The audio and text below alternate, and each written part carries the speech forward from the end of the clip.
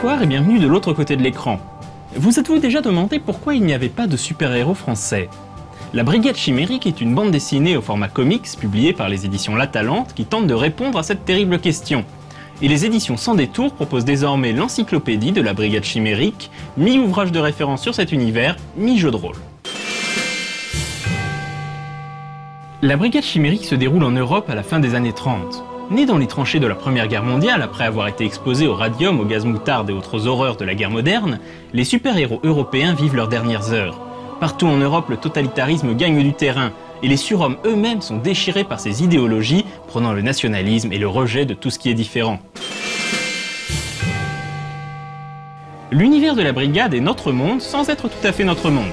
Par exemple, les communistes se font appeler nous autres, et leur chef est connu simplement sous le nom de Grand Frère, un gigantesque colosse de métal. Le dirigeant de l'Allemagne nazie est le docteur Mabuse.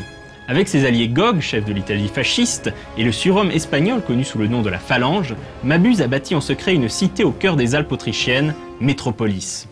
Quel noir secret cache Métropolis qui se revendique nouvelle capitale des surhommes? Ce sera aux joueurs de le découvrir avant qu'il ne soit trop tard.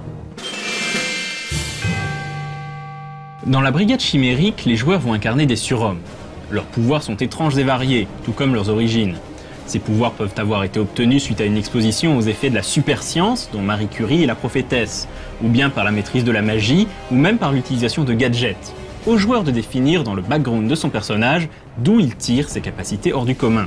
Dans tous les cas, une règle est commune. Ces pouvoirs auront toujours un petit côté pulp, un petit côté old school, qui va chercher ses sources dans la littérature merveilleuse scientifique du début du XXe siècle, avant la science-fiction proprement dite. La particularité de la Brigade Chimérique, c'est que les personnages sont également caractérisés par un ou plusieurs profils, artistes, militaires, criminels, journalistes, aventuriers et ainsi de suite. Chaque profil correspond en fait à un groupe de compétences. Pour accomplir une action dans la Brigade Chimérique, le joueur lance 3 dés à 6 faces. Il ajoute au score obtenu l'attribut utilisé plus le score qu'il possède dans le profil le plus approprié. Si le résultat obtenu est supérieur ou égal au seuil de difficulté fixé par le maître du jeu, l'action est réussie. Plus la marge entre le résultat des dés et le seuil est élevée, plus la réussite est éclatante ou l'échec cuisant. À cela s'ajoutent quelques subtilités comme la présence du dé chimérique. Il s'agit d'un 4e D6 lancé séparément. Selon le résultat, la marge peut être doublée ou divisée par 2. Cela donne un petit côté imprévisible aux actions effectuées. On notera également la réserve de radium que l'on peut dépenser pour gagner des dés supplémentaires à lancer lors d'une action cruciale.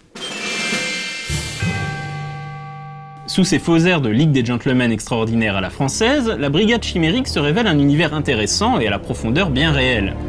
En puisant dans la littérature pulp européenne, tombée dans l'oubli après la Seconde Guerre mondiale, les auteurs ont créé une ambiance unique qui n'est pas vraiment du steampunk mais plutôt du radium punk, sorte de chaînon manquant entre Jules Verne et Superman. Quant au jeu lui-même, il est plutôt bien conçu car il a été créé de manière à ne pas larguer les non-rôlistes. Le système des profils rend les feuilles de personnages simples à lire et à comprendre, et le système laisse une grande latitude aux joueurs pour concevoir leur surhomme dopé au radium.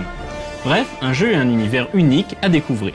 Quant à moi, je vous dis à dans 2 semaines, et d'ici là, jouez bien!